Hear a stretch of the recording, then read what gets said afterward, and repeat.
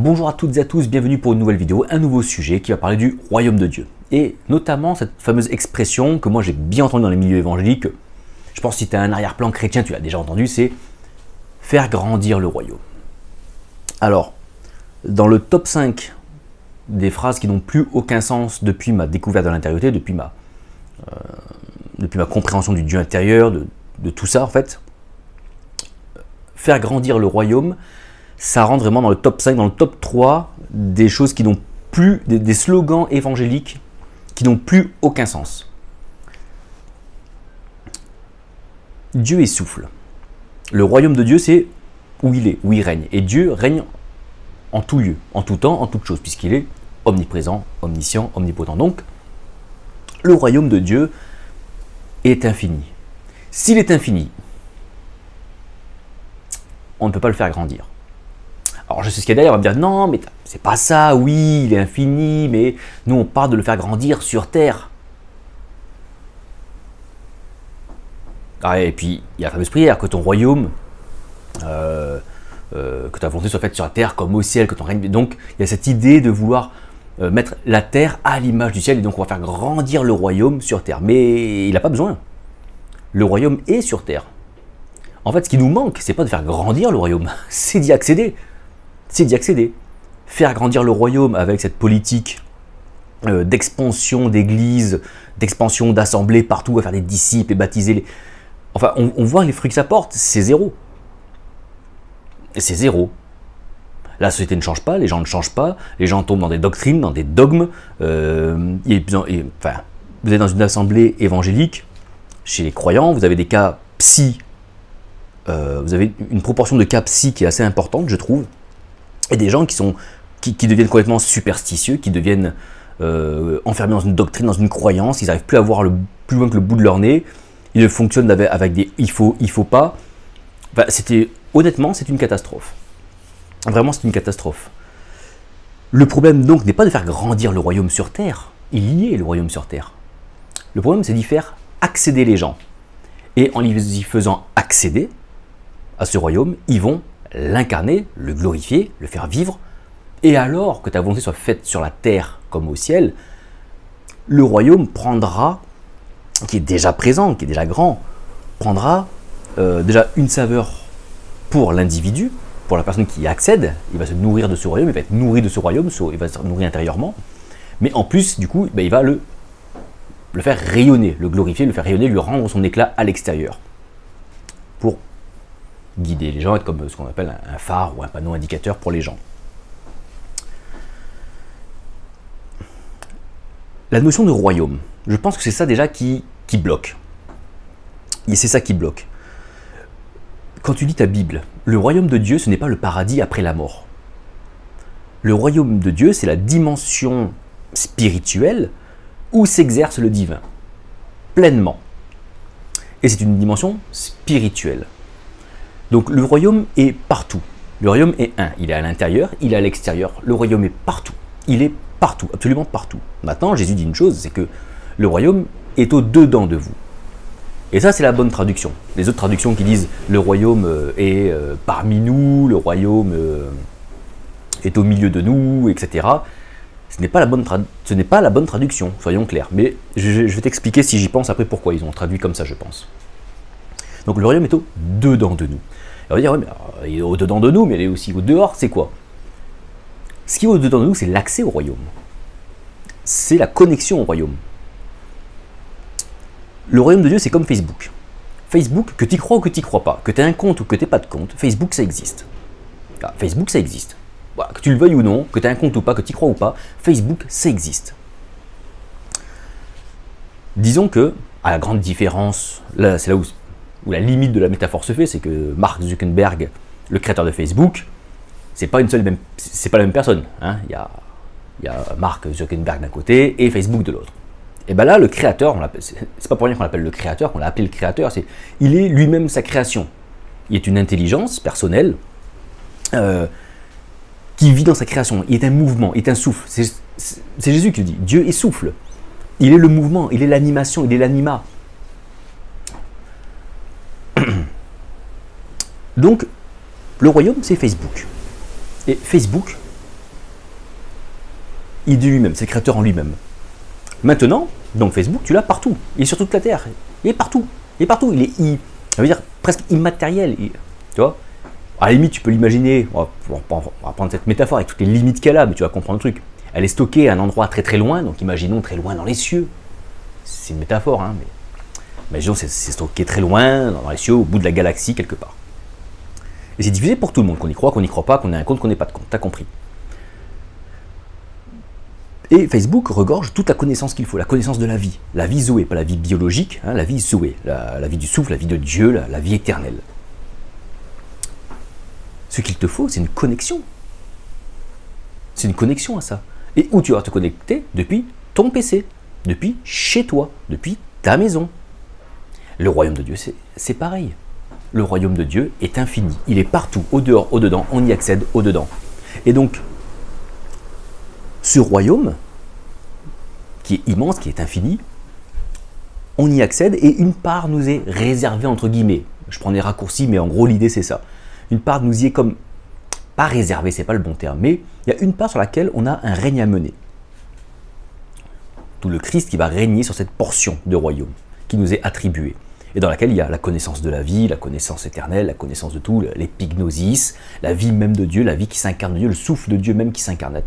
Tout ça. Et l'idée de l'intériorité, c'est ça. L'idée de l'intériorité, c'est d'aller trouver l'accès de ce royaume. C'est d'aller trouver l'accès à ce royaume. Et une fois qu'on a trouvé l'accès à ce royaume, on y retourne. On y retourne, on y retourne. Et puis ensuite, il y a une dynamique. Alors, chacun sa sensibilité, mais la dynamique s'installe et le royaume s'infuse de plus en plus, de plus en plus, de plus en plus. Ça devient comme une dynamique de vie qui vient s'installer. Je voulais faire ce petit point parce que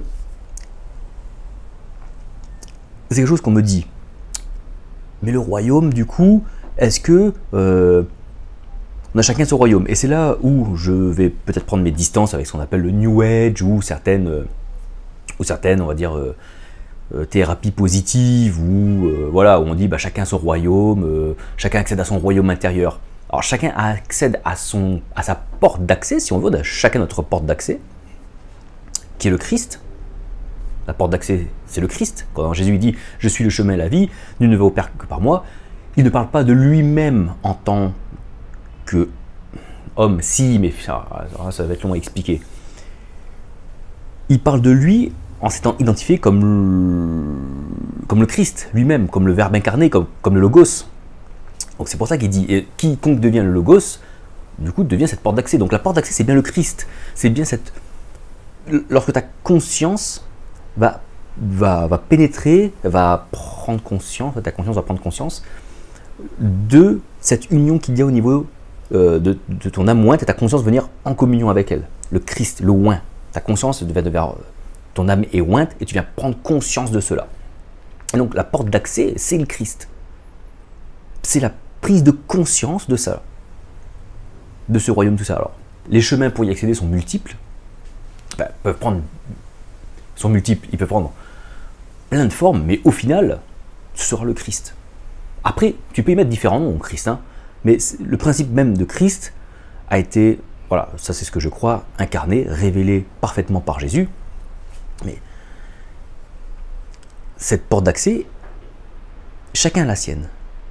Par contre, ce que je ne crois pas, c'est qu'on a chacun notre petit royaume. Et chacun aurait son petit royaume dans lequel il vient piocher son truc, et ça non. Je pense que le royaume est pour tout le monde, et tout le monde vient se connecter au même royaume. On va tous au même endroit. Et lorsque on est dans ce même endroit, on se voit différemment. On se voit selon les lois, selon l'essence, selon l'odeur de ce royaume. Et c'est pour ça qu'on dit de ne plus voir les gens, de ne plus se juger, de ne plus se voir selon la chair, selon ce qu'on peut incarner, même de bon ou de mauvais, mais de se voir selon l'esprit, c'est-à-dire de se voir tel que chacun peut l'être dans le royaume.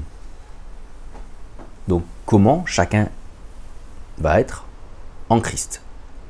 Parce que lorsque tu rentres dans ce royaume, tu es forcément en Christ. Tu es dans cette conscience de ton identité. Tu es conscient, et là c'est lorsque ta conscience vient capter, prier, capter, capturer, attraper cette âme ointe. Il y avait un mystique qui appelait ça comme ça, la fine pointe de l'âme, je crois. Donc, faire grandir le royaume de Dieu, une expression qu'on ne trouve d'ailleurs nulle part. Si on voulait la prendre, cette expression, faire grandir le royaume, c'est d'abord le faire grandir en nous, ce royaume. Tu me dis, ouais, mais tu as dit qu'on ne pouvait pas le faire grandir parce qu'il est infini. On a compris la petite subtilité de langage qu'il y a derrière, en fait. Faire grandir le royaume en nous, c'est faire en sorte que notre conscience ait toujours plus conscience de Christ. Et du coup, que ce que j'appelle conscience, c'est ce qui est là, ce qui nous permet d'interagir, de réfléchir, de penser. C'est les mots que je mets, je ne dis pas que c'est juste, c'est les termes que moi je mets dessus pour l'instant, c'est comme ça que je le comprends. Eh bien, lorsque ce mental, cette conscience, va être de plus en plus imbibé du Christ, de plus en plus imbibé par l'âme, donc une conscience qui n'est plus tournée vers l'ego, mais qui va se mettre sur le bon axe qui est l'âme, va s'imbiber donc du Christ et du royaume, le Christ est le canal du royaume. Eh bien, c'est ce qui va se passer, c'est-à-dire que le royaume, Dieu lui-même, va s'incarner, son essence même, son nom même, son souffle même, va s'incarner à travers nous, va vivre à travers nous, va vivre à travers cette création. En vivant dans cette création, il va se révéler aussi aux hommes, et c'est pour ça que l'incarnation de Jésus, j'y crois fortement, puisque la révélation était le moyen, entre guillemets, de convaincre l'homme, c'était le moyen de se mettre à niveau de l'homme. Souvent on dit, ah mais Jésus, Dieu s'est fait, oh mais il s'est fait petit en homme, oh il est venu à notre niveau, il s'est fait misérable. C'est pas qu'il s'est fait misérable, il s'est mis à notre niveau de compréhension. Sans la révélation, sans l'incarnation, on serait resté encore comme les Hébreux à pas nommer, à devoir faire des rituels, à devoir trouver des systèmes pour essayer de s'approprier Dieu, pour essayer de le comprendre, pour essayer de l'avoir. On aurait dû construire un gros temple pour avoir sa présence dans un temple et se déplacer tous les ans et de temps en temps. Alors que là, tout ça était en fait une pédagogie, hein, un moyen de venir faire comprendre à l'homme, étape par étape, dans cette tradition-là, en tout cas, que Dieu est souffle et qu'il vit dans l'homme, et qu'il est lui-même son royaume. Et le Christ, c'est le oin. Le oin, dans la tradition hébraïque, tu vois, dans cette transmission-là, c'était les rois. Donc, Messie, Christ, roi, tout ça, ça forme roi. Et en grec, roi, royaume, règne, il y a un seul et même mot pour ça. Donc, on voit quand même qu'il y a il y a quelque chose. Christ, Messie, roi, règne, royaume, tout ça prend forme, tout ça vient s'imbriquer un petit peu l'un dans l'autre. Et on va vite y trouver une cohérence en fait. Déjà, on va vite laisser tomber plusieurs termes avec lesquels on s'embrouille un petit peu, mais on va vite trouver une cohérence en fait. Donc, imagine en fait le royaume est un serveur sur lequel un seul serveur pour tout le monde. Pour tout le monde. C'est pas tout le monde à son petit royaume, à son petit serveur, non. Il y a un serveur unique pour tout le monde.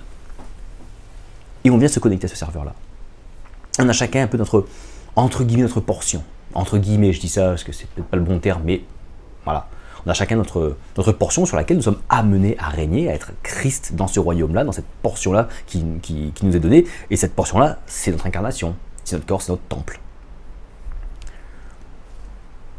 Voilà pour ce petit partage sur ce que est le royaume de Dieu, en tout cas pour moi. On peut lui donner encore d'autres sens, d'autres termes, d'autres visions, évidemment. Chacun avance à son rythme, chacun avance, surtout, chacun n'avance pas avec ce qu'on lui dit du royaume, ce qu'est le royaume. Voilà ce qu'est le royaume.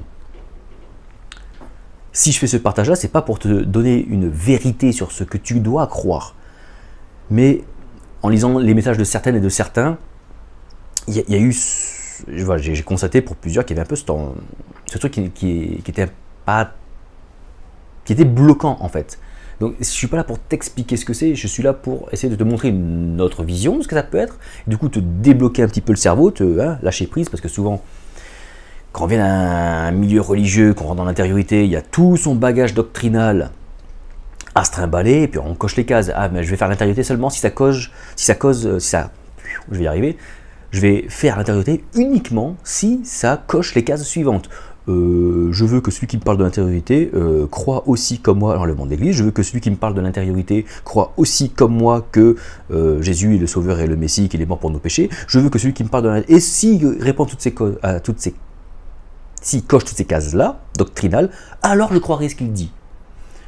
Et là, mon gars, mais là, si tu as réfléchi comme ça, tu es pris dans... Tu t'es fait piéger par la religion. Tu t'es littéralement fait piéger par le truc, quoi. Et l'abandon, l'abandon n'est pas impossible, hein, je l'ai fait. L'abandon va être rude, hein. Je te le dis direct, ça va être rude. Et notamment donc, sur le terme du royaume, selon la définition qu'on met, évidemment, ça va bloquer. Parce que le royaume, pour beaucoup, c'est le paradis après la mort. Mais lis les évangiles, et à chaque fois que tu vois le royaume, enlève-toi cette image du paradis après la mort, ouais, où tous les gentils y vont, par cette dimension spirituelle à laquelle tu peux te connecter pour vivre Dieu maintenant, de ton vivant. C'est-à-dire, Jésus, quand il dit « le royaume des cieux est au-dedans de vous », il ne dit pas « le royaume des cieux sera au-dedans de vous ». Ou un jour il sera au-dedans de vous, ou quand je serai parti il sera au-dedans de vous. Non, il dit le royaume des cieux est au-dedans de vous. Et il dit ça à des pharisiens. Voilà, maintenant tu te démerdes avec ça. Hein. Quand ça va être lui dit le Messie, machin, l'heure vient, et elle est déjà venue, que ceux qui prieront le Père n'iront plus dans un lieu, mais le prieront dans le souffle et dans la réalité.